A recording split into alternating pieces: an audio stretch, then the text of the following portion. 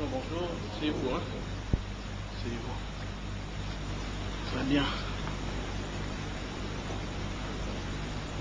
Comment allez-vous?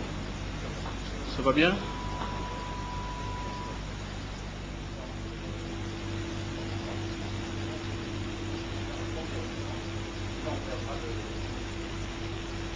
Alors tout d'abord, merci à tous d'avoir répondu présent à l'invitation. Je voudrais simplement dire que, effectivement, lorsque je n'interviens pas régulièrement dans la presse, ce n'est pas parce qu'on n'a rien à dire, mais parce que je pense que lorsqu'il faut intervenir, c'est lorsqu'il est nécessaire. Vous vous souviendrez que, avec des membres du gouvernement, de ma commission, j'ai sillonné pratiquement tout le pays. Du Bas-Congo, au Katanga, au Kasaï, à la province orientale. Il nous restait les 2 Kivu à faire. Ces voyages nous ont permis de palper les réalités du pays, en matière économique, même en matière sociale, en matière financière. Tous ces voyages ont permis également qu'on se rende compte du problème crucial que traverse notre pays en matière économique et financière. Et je le répète également social, parce qu'on ne peut pas passer à côté du social lorsque nous voyons dans quel état de délabrement se trouve le tissu économique de notre pays. En ce qui concerne les exonérations, depuis le mois de septembre, c'était une des premières mesures qui a été prise par le ministre des Finances de l'époque, c'est de supprimer toutes les exonérations. Nous avons bien dit toutes les exonérations. Au niveau de l'exécution, il a fait que dans certaines matières, pour certaines compagnies qui bénéficiaient, il y a eu des abus. La GECAMIN, l'AMIBA ont utilisé ces exonérations pour leur entreprise à d'autres fins. Nous avons demandé, nous avons rappelé de mettre fin à ces pratiques. Vous avez parlé de l'impunité, vous avez raison. De la fraude, vous avez raison. Vous allez entendre dans les heures qui viennent que les grands responsables de l'OFIDA, au niveau du Kasaï oriental, au niveau de Mweneditu, vont être suspendus à cause de fraudes massives organisées, notamment dans le domaine du carburant, à ce sujet-là. Le gouvernement ne veut absolument pas, dans les mesures de redressement au niveau des recettes publiques, être passif, laxiste, dans les cas de fraude qui sont générés par des responsables, des entreprises, lequel nous attendons qu'elle contribue au budget de l'État. Cela dit, je voudrais simplement vous rassurer ici que le code d'investissement est une politique qui a été menée au niveau des gouvernements, y compris les gouvernements précédents, pour attirer les investissements. C'est à travers cette politique qu'effectivement des avantages fiscaux sont donnés. Aujourd'hui, une des critiques qui est faite à notre pays, c'est l'insécurité tant judiciaire que juridique. Ça veut dire qu'on signe des contrats, on donne des accords, on accorde des licences et puis on les retire. On ne peut pas. Un code d'investissement est un accord entre une entreprise et le gouvernement. Nous ne pouvons pas revenir en arrière et supprimer des codes d'investissement. Ce serait dramatique pour la confiance des investisseurs vis-à-vis du pays.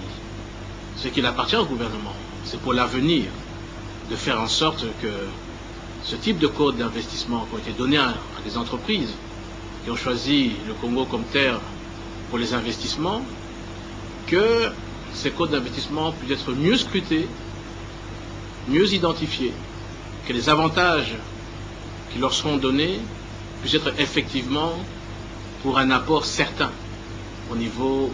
Excellence, Monsieur le Vice-président de la République, d'aucuns savent que l'un des objectifs que vous poursuivez est notamment l'amélioration de l'environnement général, en vue de permettre notamment au secteur privé de jouer ce rôle moteur dans l'économie nationale. Mais à ce niveau, présentement, on note une polémique. Les uns disent qu'il y a une éclaircie dans le secteur privé, d'autres par contre affirment que nous sommes encore dans le brouillard. Alors je vous pose la question, Excellence, quelle est la lecture que vous faites actuellement du secteur privé de notre économie 9 mois depuis que vous êtes aux affaires? Ça, c'est la première préoccupation. La deuxième préoccupation porte sur le budget de l'État, le budget 2004. Il n'est plus un secret pour personne que 53% de ces budgets proviendront des ressources extérieures, des ressources étrangères. Alors je pose la question, que répondez-vous à ceux qui disent que vous êtes prisonnier des partenaires extérieurs et que de ce fait vous êtes incapable de répondre notamment aux attentes des agents de l'État? Merci. Tout d'abord, je peux vous rassurer que les indicateurs macroéconomiques sont vraiment au vert. Et le taux de croissance est redevenu positif en 2030, avec plus ou moins 5% de taux de croissance que nous avons atteint. Les estimations du taux de croissance pour l'année 2004 avoisineront entre, je suis optimiste en disant, aux alentours de 8%. Ce sont également les spécialistes qui nous l'informent. Je peux vous confirmer également que les mesures qui ont été prises avec le gouvernement au niveau de la maîtrise des indicateurs macroéconomiques, l'inflation qui a été maîtrisée à 4%, le taux de notre monnaie qui est stable depuis les 9 derniers mois et qui s'est même raffermi, le taux de production au niveau dans le secteur industriel, dans le secteur agricole, font que je peux vous dire que la relance économique est en route. C'est ça que personne ne doute. Nous avons des chiffres certains au niveau de l'Union des banques congolaises qui nous donnent un montant important d'accroissement au niveau des demandes d'investissement. Ce sont des indicateurs importants. Nous avons également des informations au niveau des paramètres, notamment à Matadi, du taux à l'exportation et à l'importation des marchandises. Ce sont des indicateurs qui sont importants. Plus de 40% d'augmentation en volume. Et je peux vous dire que d'une manière globale, certaines entreprises, notamment dans la minoterie, qui hier encore faisaient 4 millions de dollars de chiffre d'affaires par an, sont passées en 6 mois à doubler à 8 millions de dollars. Le secteur brassicole, limondadier, a vu une augmentation de ses volumes de l'ordre de 20%. Et la baisse sensible du prix du ciment, qui va encore s'accentuer par les mesures que le gouvernement est en train de prendre pour réduire le prix du sac de ciment, pour relancer également le secteur de la construction. Et vous savez que le secteur de la construction est un secteur qui consomme beaucoup de main-d'œuvre. Donc le gouvernement, dans sa politique, veut, par des allègements fiscaux, arriver à réduire le prix du sac de ciment. Nous voulons que, et nous comptons sur les entreprises privées pour qu'elles soient la locomotive au niveau de la reprise économique. C'est capital, c'est important. Nous voulons stimuler ces opérateurs économiques, petites, moyennes entreprises, grandes entreprises. Nous voulons que les nouveaux opérateurs s'intéressent au Congo. C'est comme ça que vous voyez des délégations venir, étrangères, pour s'intéresser à notre pays, et il faut les encourager. Il faut que le secteur privé soit le moteur du développement. Grâce au secteur privé, nous allons pouvoir employer, donner de l'emploi, donner des revenus, permettre à des familles de retrouver une vie sociale normale. Et ça, il faut l'encourager. Au niveau du budget, le budget, effectivement, est financé à 53% au niveau des bailleurs de fonds. Mais il ne faut pas qu'il y ait une mauvaise compréhension. Nous ne sommes pas prisonniers des bailleurs de fonds, c'est un choix. C'est un choix de trouver des financements pour permettre à nos populations d'améliorer leurs conditions de vie. 35% de notre budget est consacré au social. Santé, éducation, transport, amélioration des conditions sociales. Je ne veux pas vous gaver de chiffres ici, mais revoyez le budget, et je peux vous donner tous les indicateurs qui vont le dire. Il faut savoir que dans ces financements, de l'ordre de 53% de notre budget, c'est à travers des projets qui ont été étudiés par des responsables congolais, par des experts congolais. Personne ne nous a imposé en matière des infrastructures, de la santé, de l'éducation, les investissements que vous voyez réalisés et qui vont s'accentuer encore cette année-ci. Ce sont des projets d'investissement qui ont été étudiés par le gouvernement, qui ont été présentés aux bailleurs de fonds et qui ont pu obtenir l'aval des bailleurs de fonds pour le financement. Donc nous ne sommes prisonniers de personne. Je pense qu'il faut simplement se réjouir que le Congo est en train de renouer avec les institutions de Bretton Woods dans la confiance. Confiance qui veut que transparence de la gestion puisse être respectée, transparence de la gestion et bonne gouvernance. C'est surtout ça. Et je crois que si vous voyez que le gouvernement a pu obtenir décembre 2003 une enveloppe importante de l'ordre de plus ou moins 4 milliards de dollars supplémentaires dans son enveloppe pour les investissements, c'est parce que le gouvernement a fait preuve de transparence de la gestion et de bonne gouvernance. Et c'est ce que nous devons continuer au niveau du gouvernement pour pouvoir faire bénéficier aux populations tous ces investissements. Bien sûr, une question revient directement, et j'anticipe, c'est de dire, mais qu'est-ce que la population, comment la population voit concrètement ces investissements venir? Elle va en bénéficier directement et exclusivement dans l'amélioration des infrastructures de base. Et les infrastructures de base sont importantes dans le cadre de la relance d'une économie. Vous ne pouvez pas demander à des investisseurs au niveau du secteur agricole, industriel, s'il n'y a pas de route, s'il n'y a pas de pont, s'il n'y a pas de port, s'il n'y a pas d'aéroport. Dans le domaine social, l'éducation, la santé, le logement,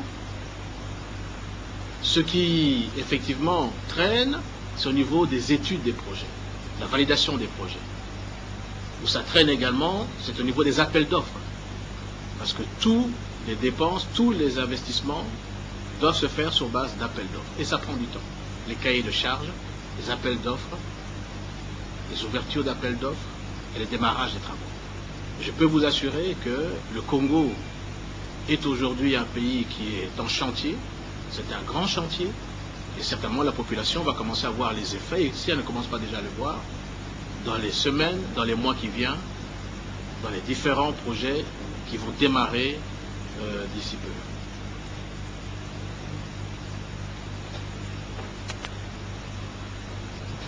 Oui, Ville Moleka de la RTNC. Monsieur le vice-président, on connaît la difficulté du gouvernement à mobiliser les recettes pour financer le budget. On sait que ça constitue aujourd'hui un malaise chronique pour le développement du pays. Alors, quels sont les ajustements que vous pourrez justement apporter pour remédier à ce problème? C'est ma première question. Et ensuite, vous avez parlé des banques dans votre réponse tout à l'heure. Et les banques aujourd'hui jouent plutôt un rôle de bureau de change. Comment est-ce qu'au niveau du gouvernement, vous pourrez redonner aux banques leur rôle initial? Merci. Merci pour ces questions. Tout d'abord, la mobilisation de recettes est une priorité au niveau de notre gouvernement. On ne peut pas se passer de la mobilisation des recettes. C'est grâce à la mobilisation de recettes que nous pouvons entamer tous les programmes du gouvernement vis-à-vis donc des populations. Le paiement des fonctionnaires, le paiement des militaires, le paiement de la police, les budgets au point de vue investissement en capital, le fonctionnement des institutions font que lorsque nous dépensons sur base caisse, ce qui est la norme aujourd'hui, dépenses sur base caisse, nous ne dépensons pas en dehors de ce qui rentre dans le compte général du Trésor. C'est ça le secret de la stabilité monétaire. C'est ça le secret de la maîtrise de l'inflation. Sur base de ça, nous n'avons pas le choix. Il faut que le gouvernement puisse arriver à mieux canaliser les recettes de la DGI, de la DGRAD, de l'OFIDA. Et là, il y a un grand défi, c'est la lutte contre la corruption. Il y a un grand défi, c'est la lutte contre la fraude. Fraude et corruption parfois organisées même par les agents de ces entreprises. Et ça, il faut le dénoncer. Et là, la presse doit le dénoncer, doit aider le gouvernement qui, s'il n'ouvre pas l'œil ou s'il n'a pas la possibilité d'accéder à l'information, il faut lui amener des éléments. Pas des rumeurs, des éléments précis, des éléments de preuve. C'est sur cette base que les responsables du gouvernement pourront agir efficacement pour stopper la fraude, stopper la corruption. Ça veut dire qu'il y a un secteur informel très important dans notre pays, un secteur qui n'est pas quantifié économiquement. Et ça, par les mécanismes de contrôle, d'amélioration de la perception au niveau des recettes, l'informatisation des ressorts fiscaux, l'identification du contribuable. C'est tout un travail que le ministère des Finances est en train de mettre en place et vous allez voir que d'ici la fin du mois, il va y avoir des mesures importantes qui seront prises quant à la perception de ces revenus qui doivent entrer et participer au niveau du budget de l'État. Ce n'est pas de l'harcèlement fiscal que nous allons faire, c'est simplement que l'État va mettre les mécanismes pour entrer dans ses droits, en fonction des lois et des règles qui sont prévues déjà dans les textes. Les banques ont un rôle important à jouer en tant qu'intermédiaires dans le système financier. Elle n'est pas simplement un bureau de change, mais véritablement doit jouer son rôle entre l'État, à travers la Banque centrale, et le public. Des mesures importantes ont été prises par le gouvernement à travers la Banque centrale pour permettre l'accès dans le secteur bancaire de nouveaux investissements, de nouvelles banques. Vous avez vu que le gouvernement a accordé l'agrément il y a 2 semaines à une banque sud-africaine. D'autres banques attendent, internationales, pour entrer dans le secteur. Nous avons assoupli les conditions d'accès dans le secteur bancaire. Bien sûr, on doit veiller que n'importe qui ne vienne pas pour y installer une institution financière, une banque. Et c'est comme ça que vous avez entendu aussi que le gouvernement a mis en place une loi contre le blanchiment de l'argent et une loi antiterroriste. C'est justement pour permettre de mieux contrôler que ceux qui vont investir dans le secteur ne s'en servent pas à d'autres fins qui sont beaucoup plus juridiquement, beaucoup plus pénales. La Banque centrale finance également le secteur économique. Bien sûr, ce qu'il faut essayer de réclamer, c'est que l'enveloppe du financement au niveau des banques commerciales soit beaucoup plus importante. Mais je vous rappelle, nous ne pouvons pas créer de la monnaie de manière arbitraire. La création de monnaie est contrôlée, elle est limitée, et le Trésor, à travers la Banque centrale, dans sa politique monétaire, ne finance qu'une quantité bien définie au niveau du secteur privé à travers les banques commerciales. C'est par la mobilisation de recettes, par l'accroissement au niveau de la croissance au niveau économique, des activités économiques, la création de richesses, que nous allons amener le gouvernement par des moyens accrus à intervenir davantage dans le secteur privé. Un volet qui est important, dont le gouvernement se bat avec les institutions internationales, c'est d'obtenir des financements pour le paiement de la dette intérieure. Et ça, c'est un élément qui va jouer en faveur de la reprise économique, le paiement de la dette intérieure. L'OGEDEP, depuis plusieurs mois, a été sensibilisé avec une maison d'audit locale de pouvoir certifier les dettes de l'État vis-à-vis du secteur privé. Ça a été fait aujourd'hui. Pour que le paiement de cette dette se fasse dans la plus grande transparence, le gouvernement a mis en place une commission de paiement de la dette intérieure, lequel la FEC fait partie, le gouvernement, la Banque mondiale. Nous avons déterminé le volume, le stock de cette dette intérieure. Nous avons pu obtenir de la Banque mondiale les premiers financements pour le paiement de cette dette, de 42 millions de dollars. Et cette dette va commencer à être payée. Les négociations maintenant sont pour fixer la décote entre cette dette parfois qui date avant 1900, avant 2000, 1997 et de 2000. Nous sommes en train de négocier la décote. Tout ça se fait dans la plus grande transparence. Lorsque le chiffre définitif sera négocié, connu, nous négocierons avec des bailleurs de fonds pour obtenir les financements nécessaires pour rembourser la dette que l'État doit aux entreprises privées, intérieures. C'est important.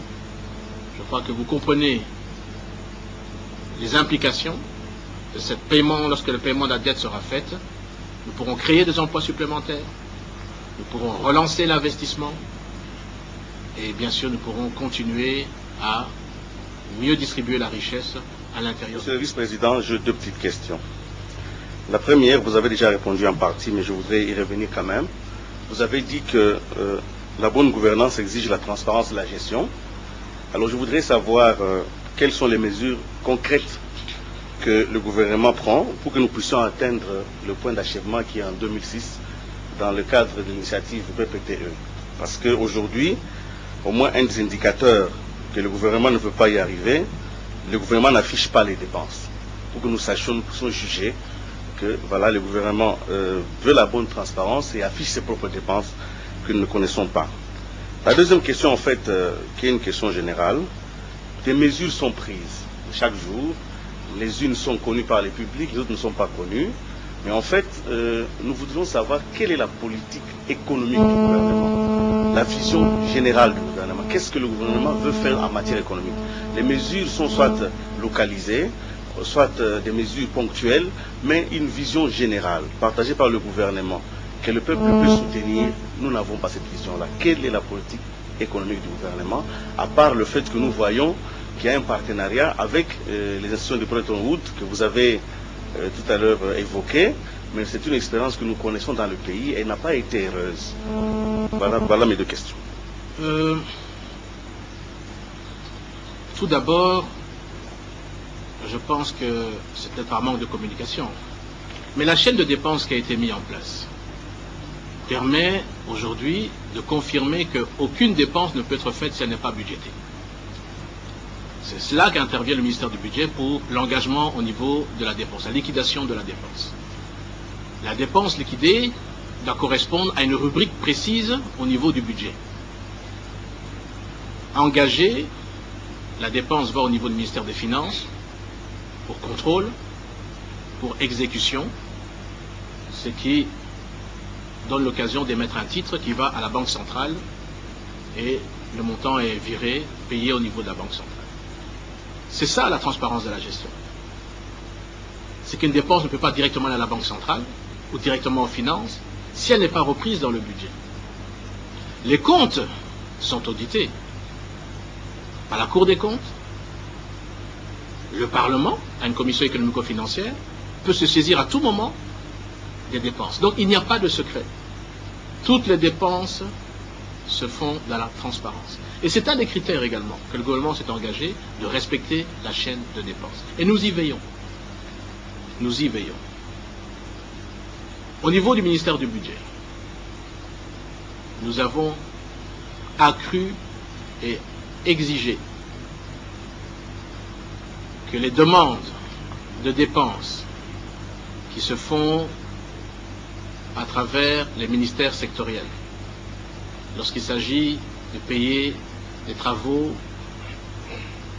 fournis par les entreprises privées,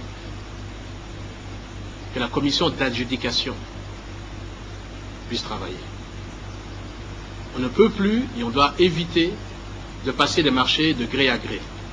Les marchés font l'objet d'adjudication. Et il y a même des marchés de gré à gré qui ont été passés par certains ministères qui ont été annulés. Pour les imprimés de valeur, vous le savez, les plaques automobiles, vous le savez, les matriculations, ça a été annulé parce que ça n'a pas répondu à la loi de la transparence de la gestion d'appel d'offres. Voici les deux mesures principales: chaîne de dépenses, la commission d'adjudication au niveau du ministère du Budget, qui doit, dans tous les cas de dépenses, en dehors du fonctionnement, les dépenses de capital, même au niveau de la consommation, doit faire l'objet d'appel d'offres. Alors, la deuxième question.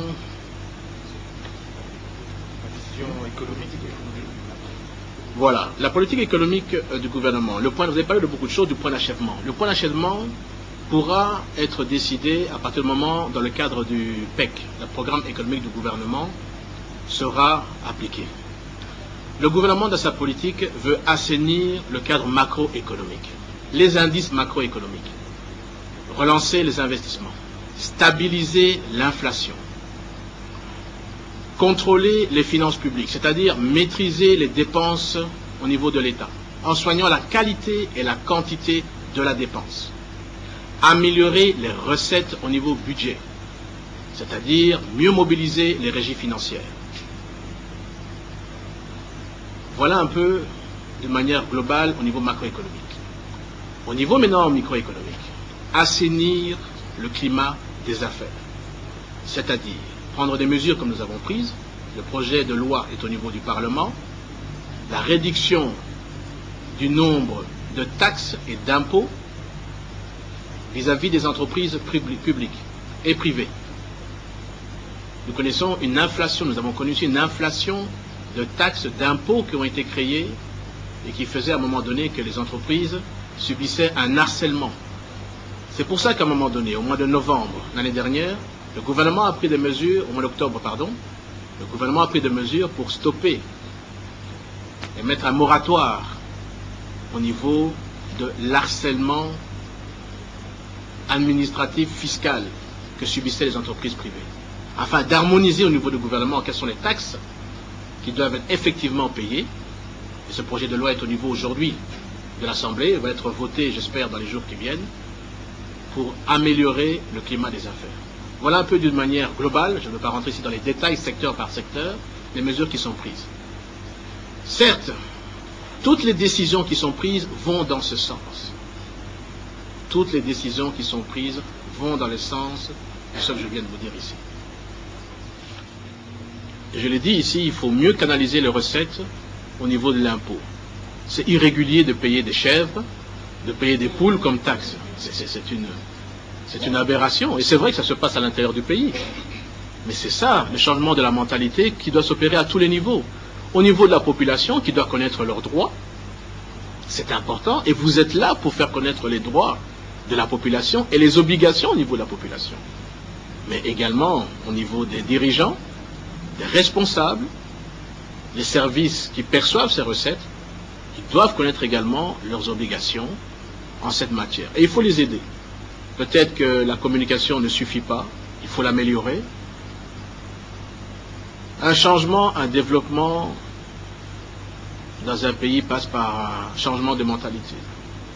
Et il appartient à tous les Congolais, responsables, la population, de pouvoir s'imprégner du changement au niveau de la mentalité. Donc, je veux simplement vous rassurer, ce ne sont pas les choses que nous cautionnons. Nous allons veiller. Je sais que le ministère des Finances est en train d'entreprendre des grands chantiers à ce sujet-là.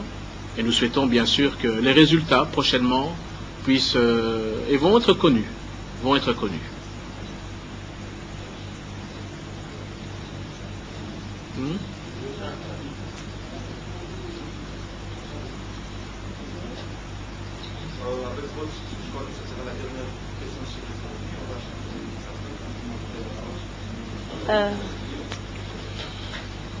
Allons-y.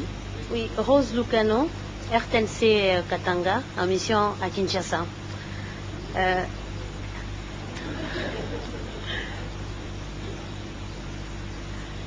Monsieur le vice-président, je voudrais revenir sur cette confiance entre les institutions de Bretton Woods et le gouvernement congolais que vous aviez évoqué, qui est renoué.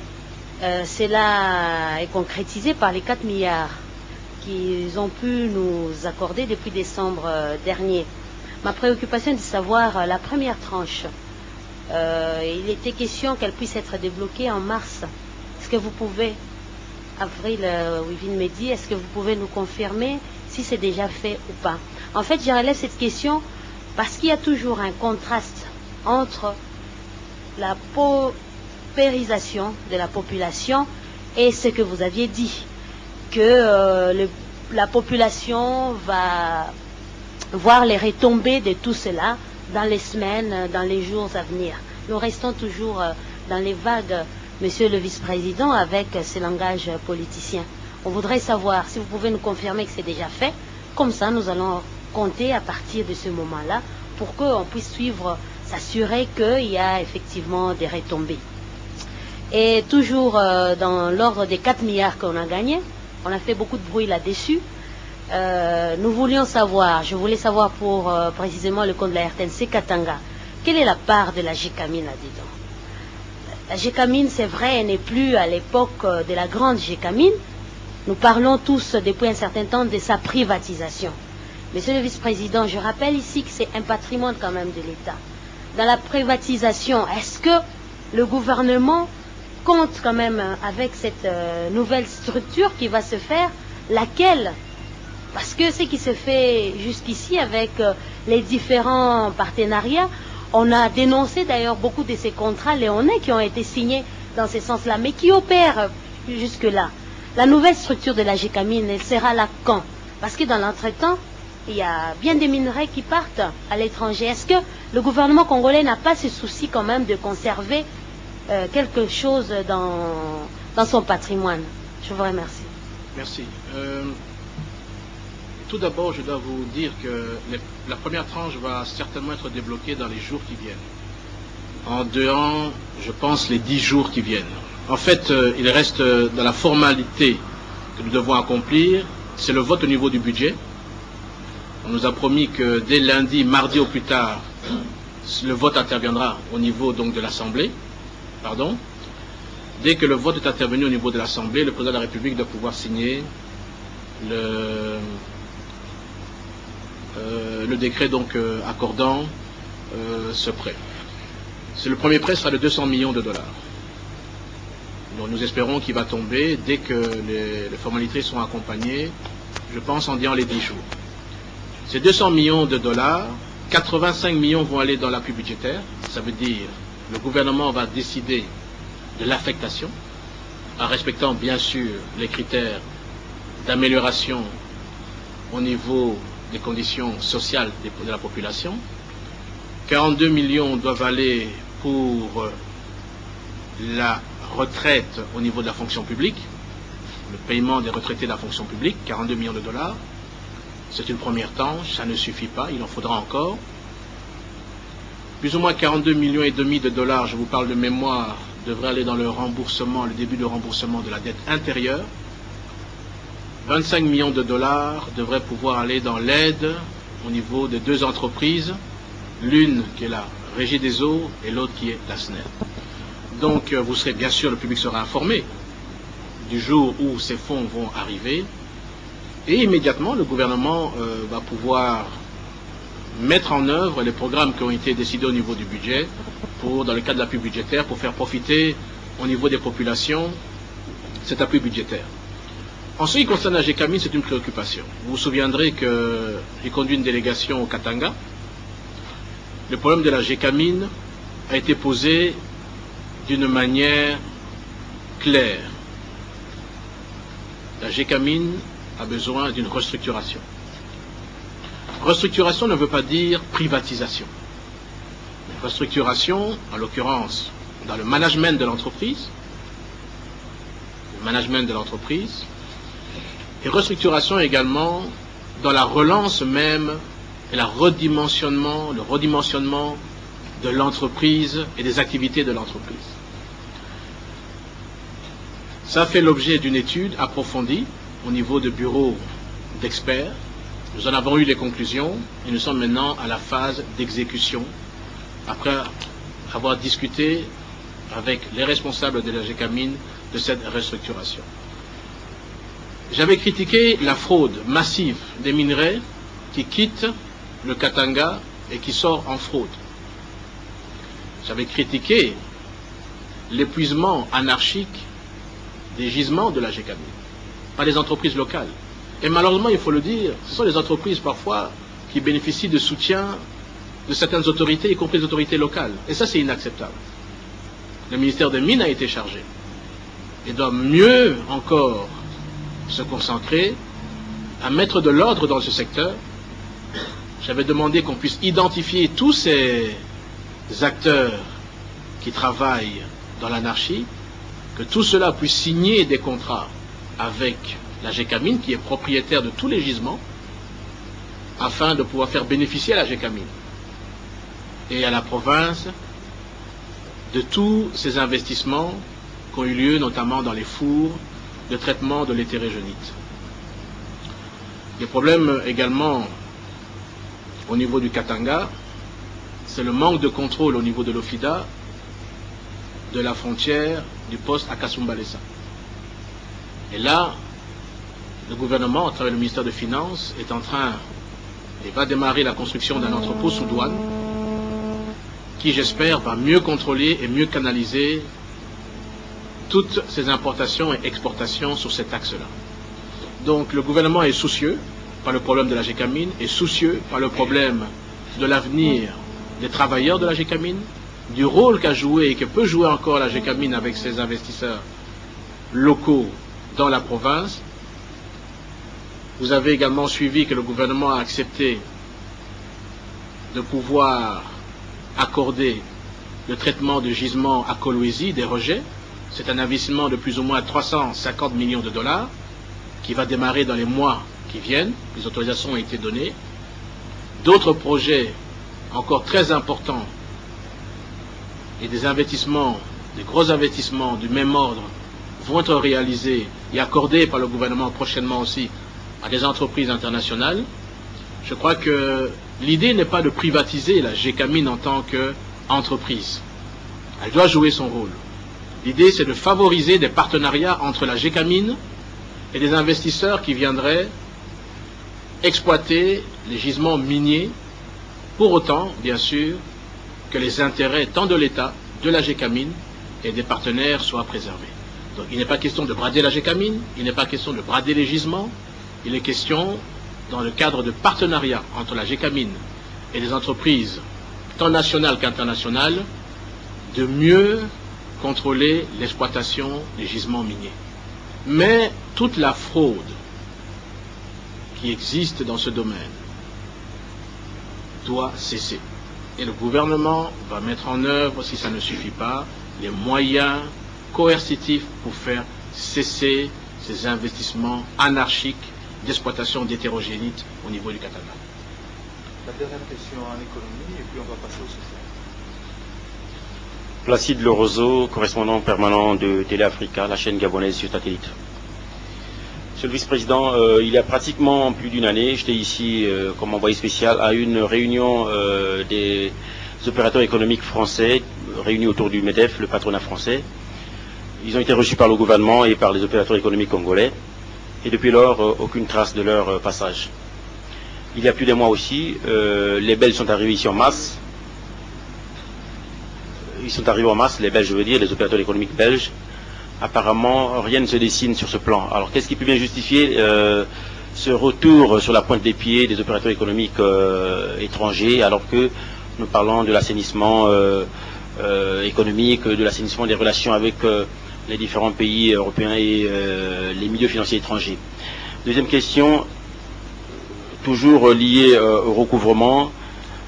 Nous savons que parmi les sources devant renflouer les caisses de l'État, il y a le recouvrement des recettes au niveau des différentes provinces. Or, il s'avère que certaines provinces qui étaient sous contrôle des ex-rebelles ne parviennent pas à envoyer de l'argent au niveau du trésor public.